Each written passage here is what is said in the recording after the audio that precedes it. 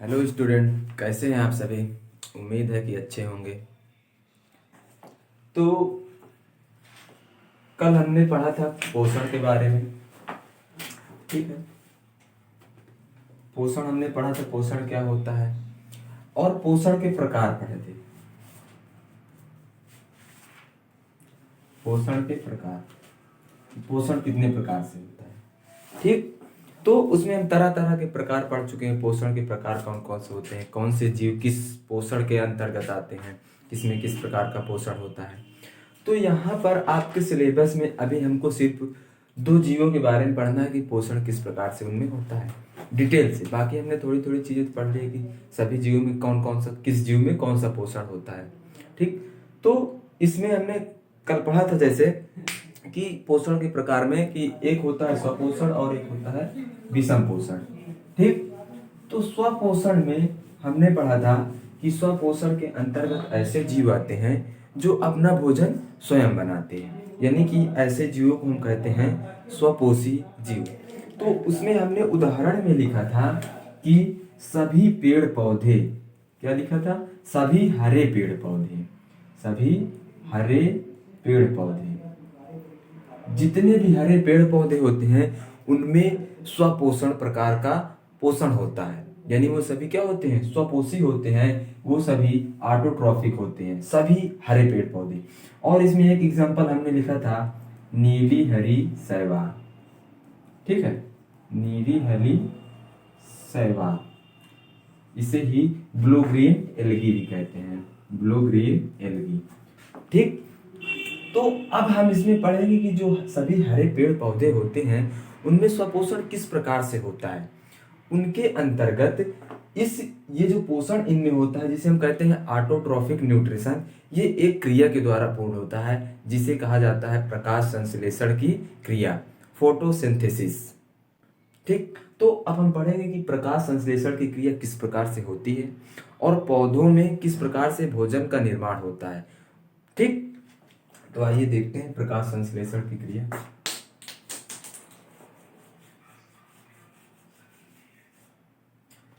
तो देखिए प्रकाश संश्लेषण की क्रिया फोटोसिंथेसिस क्या होता है। इसमें अगर आपकी इसकी डिफिनीशन लिखने के लिए कहा जाए तो आप क्या लिखेंगे कि पेड़ पौधों द्वारा, क्या लिखेंगे, पेड़ पौधों द्वारा कच्चे पदार्थों को, ठीक, क्या लिखेंगे, पेड़ पौधों द्वारा कच्चे पदार्थों को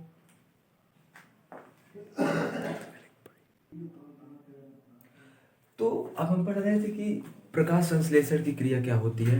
तो प्रकाश संश्लेषण की क्रिया में क्या होता है, देखिए कि प्रकाश संश्लेषण की अब हमें पता है किसमें होती है, सभी पेड़ पौधों में और नीली हरी शैवाल आदि भी कुछ और जीवों में भी होती है।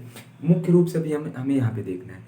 तो आपको अगर इसकी प्रकाश संश्लेषण की डिफिनीशन लिखाई जाए तो आप क्या लिखेंगे कि सभी पेड़ पौधों द्वारा कच्चे अकार्बनिक पदार्थों को ग्रहण करके उनसे अपना भोजन बनाने की क्रिया को ही प्रकाश संश्लेषण की क्रिया कहते हैं। जैसे मान लीजिए हम कहते हैं प्रकाश संश्लेषण की क्रिया में हमें किन किन चीजों की आवश्यकता होती है, कार्बन डाइऑक्साइड प्लस H2O, कुछ और भी मिनरल्स होते हैं, और भी क्या होते हैं, और भी मिनरल्स होते हैं जिन्हें क्या करते हैं, पेड़ पौधे ग्रहण करते हैं इसे। अब देखिए यहाँ पर क्या होता है कि जो भी पेड़ पौधे होते हैं उन्हें किसकी सबसे पहले किसकी आवश्यकता होती है, कार्बन डाइऑक्साइड की। और कार्बन डाइऑक्साइड उन्हें कहाँ से प्राप्त होती है, वायुमंडल से। हमारे वायुमंडल से पेड़ पौधों को कार्बन डाइऑक्साइड मिलती है। फिर H2O यानी कि जल उन्हें कहाँ से मिलता है, जल मिलता है उन्हें उनकी जड़ों द्वारा, और जड़ों द्वारा वह जल का अवशोषण करते हैं। क्या करते हैं, अवशोषण करते हैं। ठीक, जड़ों द्वारा क्या करते हैं, जल का अवशोषण करते हैं। अब इसमें जब हमने पढ़ा था, एक चैप्टर था ऊतक, 9th में आप लोगों ने पढ़ा होगा, ऊतक चैप्टर में आपको पढ़ाया होगा कि जो जल का अवशोषण किया जाता था उसमें ऊतक में आपको पढ़ाया गया पौधों में संवहन मंडल, यानी कि संवहन ऊतक जो होते हैं वो दो होते हैं, एक होता है जाइलम और दूसरा होता है फ्लोएम। फ्लोएम अब यहाँ से देखिए, ये चीजें, बहुत सारी चीजें बहुत पूछी जाती है हमेशा कि जल किसका संवहन करता है और फ्लोएम किसका संवहन करता है।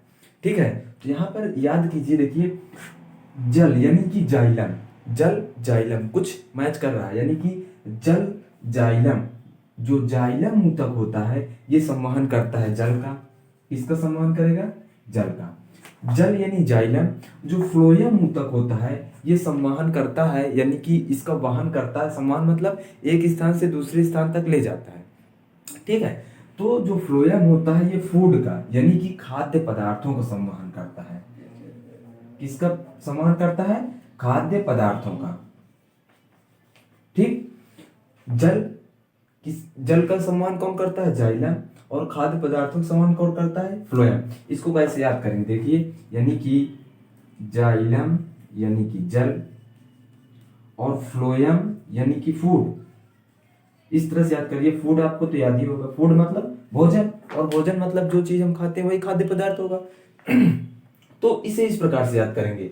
तो यहाँ पर जो H2O यानी जल होता है, ये जाइलम ऊतक ही जड़ों द्वारा इस H2O को यानी कि जल को अवशोषित करके पहुंचाता है कहाँ तक? पौधों की पत्तियों तक। कहाँ तक पहुंचाता है? पौधों की पत्तियों तक। पत्तियों तक ही नहीं, ये पौधों के अनेक भागों तक ही पहुंचाता है, यानी कि पत्तियों में प्रकाश संश्लेषण की क्रिया क्या होती है? अधिक होती है।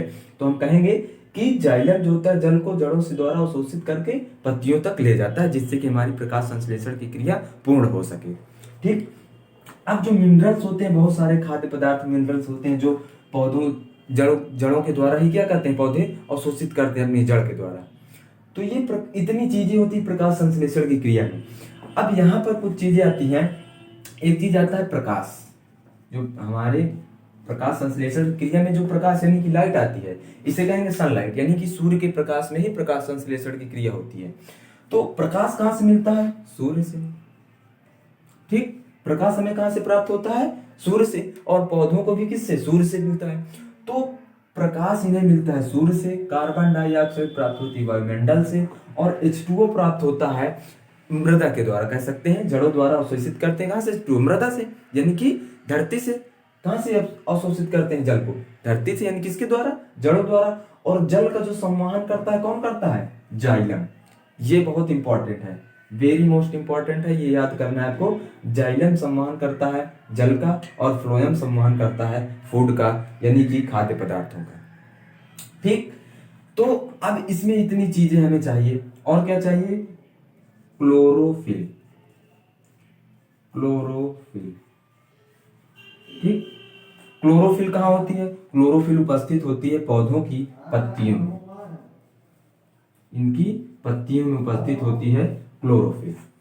ठीक, तो अब अगर देखिए, अब हम प्रकाश संश्लेषण की परिभाषा कैसे लिखेंगे? ठीक, अगर लिखने के लिए आपको आता है तो अब आप कैसे लिखेंगे कि सभी हरे पेड़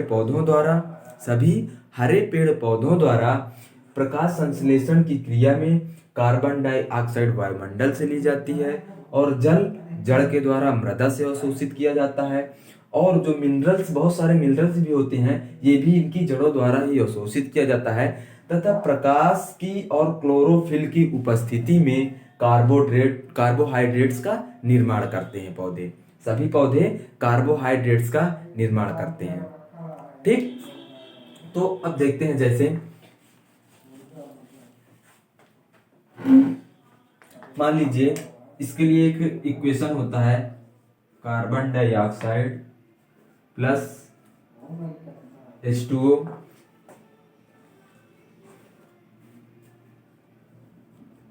प्रकाश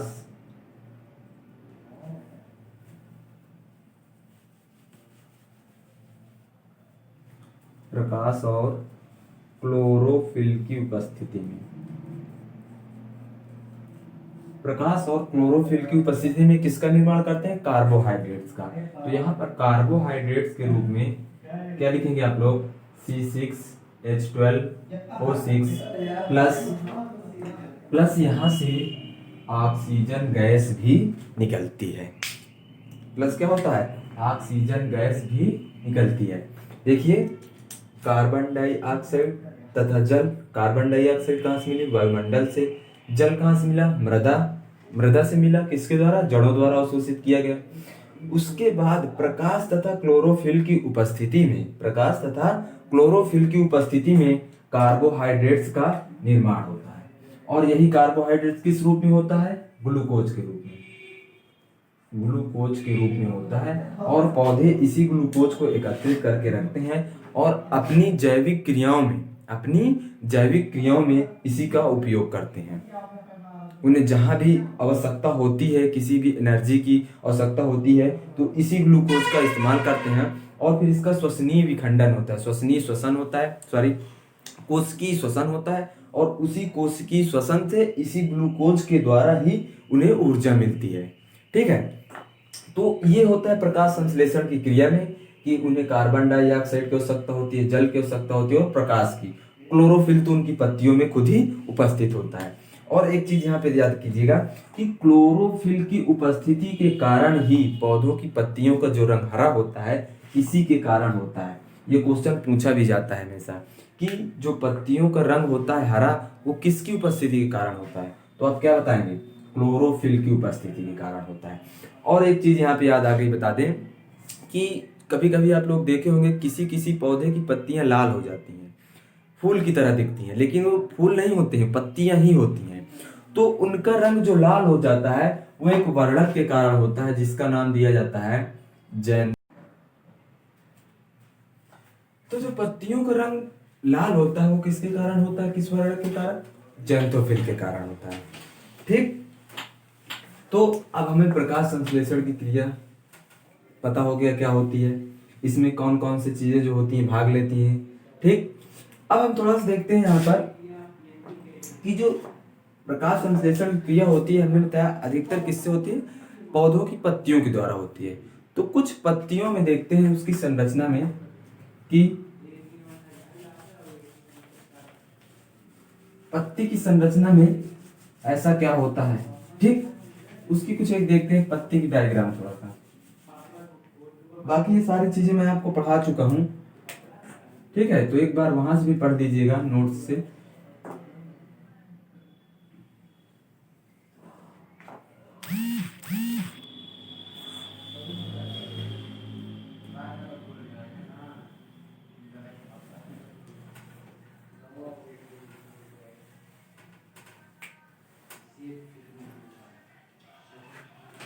जैसे आप लोग देखे हो कभी कोई एक पत्ती लीजिए, उसमें देखेंगे कहीं पे छोटे छोटे, प्रत्येक स्थान पे छोटे छोटे इस तरह से छिद्र दिखाई देते हैं, प्रत्येक छोटे छोटे छिद्र दिखाई देते हैं। और इन छिद्रों को नाम दिया जाता है रंध्र। क्या नाम दिया जाता है इन्हें? रंध्र। इंग्लिश में कहा जाता है स्टोमेटा। जो कार्बन डाइऑक्साइड अभी हमने पीछे पढ़ा था, कार्बन डाइऑक्साइड जो होती है इन्हीं छोटे छोटे छिद्रों यानी कि रंध्र के द्वारा पत्तियों के अंदर प्रवेश करती है। अगर हम इसे देखिए, इस छोटे से रंध्र का, यहां से इस छोटे से रंध्र का अगर काट के इसे बाहर माइक्रोस्कोप के द्वारा देखेंगे तो इसकी संरचना कुछ इस प्रकार से दिखाई देगी।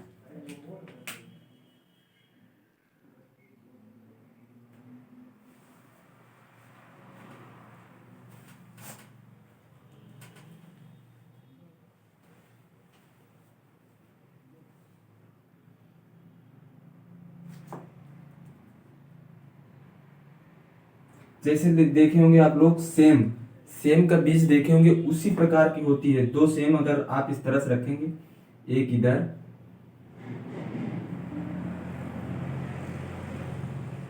और एक इधर,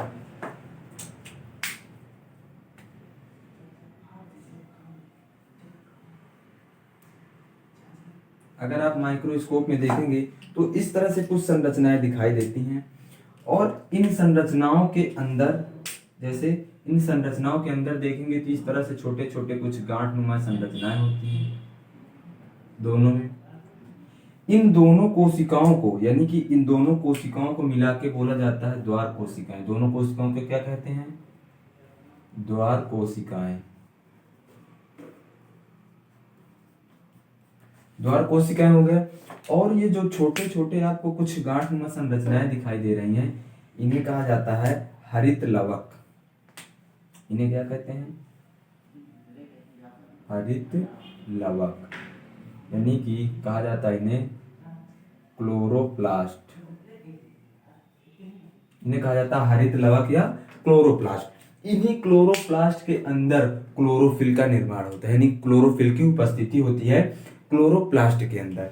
ठीक, अब यहां पर देखिए कि दो द्वार कोशिकाएं होती हैं, दो द्वार कोशिकाओं के बीच में एक छोटा सा छिद्र आपको दिखाई देता है, इसे ही कहा जाता है रंध्र छिद्र। यानी जो यहाँ पर आपको छिद्र यहाँ पे दिखेगा छोटा सा, इसको जूम करके देखें तो आप कुछ इस तरह की संरचना दिखाई देगी।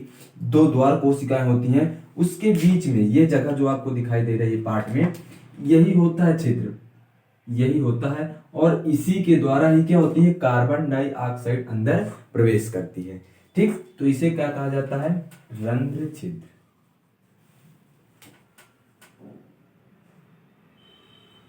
इसे कहते हैं रंध्र छिद्र।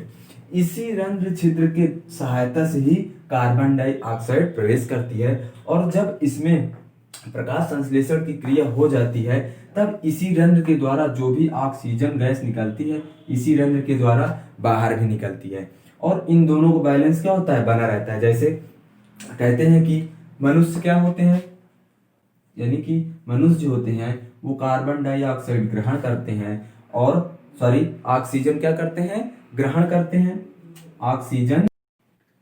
तो इन्हीं रंध्र छिद्रों के द्वारा ही क्या होता है, ऑक्सीजन, आप कह सकते हैं कि चाहे वो ऑक्सीजन हो या कार्बन डाइऑक्साइड हो, इन्हीं रंध्रों के द्वारा इनका दोनों का गैस विनिमय होता है। यानी कि ऑक्सीजन इसी से क्या होती है, बाहर निकलती है, और कार्बन डाइऑक्साइड इसी से अंदर जाती है। जैसे आप लोग सुनो, मनुष्य क्या होते हैं कि कहते हैं मनुष्य ऑक्सीजन को ग्रहण करते हैं, मनुष्य क्या करते हैं, ऑक्सीजन को ग्रहण करते हैं, और कार्बन डाइऑक्साइड को क्या करते हैं, बाहर निकालते हैं। कार्बन डाइऑक्साइड को बाहर निकालते हैं और ऑक्सीजन को ग्रहण करते हैं। तो यही क्रिया वहां पे भी होती है। जैसे देखिए यहाँ पे पेड़ पौधे क्या करते हैं, कार्बन डाइऑक्साइड को ये क्या करते हैं, ग्रहण करते हैं। पेड़ पौधे कार्बन डाइऑक्साइड को यही रंध्र के छिद्रों के द्वारा अंदर ग्रहण करते हैं, और उनमें प्रकाश संश्लेषण की क्रिया होती है, और उसी प्रकाश संश्लेषण की क्रिया में जो ऑक्सीजन गैस बनती है, तो वही ऑक्सीजन गैस जो बनती है क्या होती है, बाहर निकलती है, वो भी किसकी सहायता से, इसी रंध्रों की सहायता से। और इसी ऑक्सीजन गैस को मनुष्य क्या करते हैं, श्वास के द्वारा, यानी जब श्वसन करते हैं इसी ऑक्सीजन को अंदर ग्रहण करते हैं। और जब हमारे अंदर श्वसनीय यानी कि कोशिका श्वसन होता है, तो उस कोशिका श्वसन में ऑक्सीजन के द्वारा ही क्या होता है, वहां पे कोशिका श्वसन होता है, और उसमें से कार्बन डाइऑक्साइड गैस निकलती है, और जो कार्बन डाइऑक्साइड गैस वहां से निकलती है उसे हम बाहर निकालते हैं।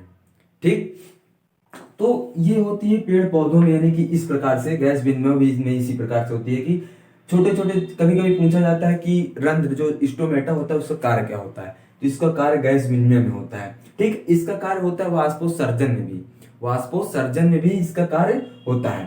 तो ये होता है आपका एक छोटे से रंध्र का, यानी कि अगर जूम करके देखेंगे रंध्र को तो इस प्रकार से कुछ संरचना दिखेगी। इसमें दो द्वार कोशिकाएं होती है, ठीक है, और द्वार कोशिकाओं में क्या होते हैं, हरित लवक होते हैं। इसके अंदर जो कोशिकाएं होती हैं उसी में हरित लवक होते हैं, और इन्हीं हरित लवक के अंदर क्लोरोफिल का निर्माण होता है, और इसी में क्या होता है, रंध्र छिद्र होते हैं। यानी कि इसी में रंध्र छिद्र होते हैं, जिसकी सहायता से कार्बन डाइऑक्साइड गैस इससे अंदर जाती है, और इसी की सहायता से जो भी फोटोसिंथेसिस की क्रिया में ऑक्सीजन गैस बनी थी, निकली है, वही इससे क्या होती है, बाहर भी निकलती है।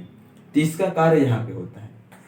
ठीक, तो इस प्रकार से पेड़ पौधों में, अब देखिए यहाँ पर कार्बन डाइऑक्साइड गैस आई, उसके बाद H2O मिला, H2O से प्रकाश और क्लोरोफिल की उपस्थिति में कार्बोहाइड्रेट्स का निर्माण हुआ, और इससे क्या होती है, कार्बोहाइड्रेट गैस से बनने के बाद इसमें से ऑक्सीजन गैस भी कुछ निकलती है।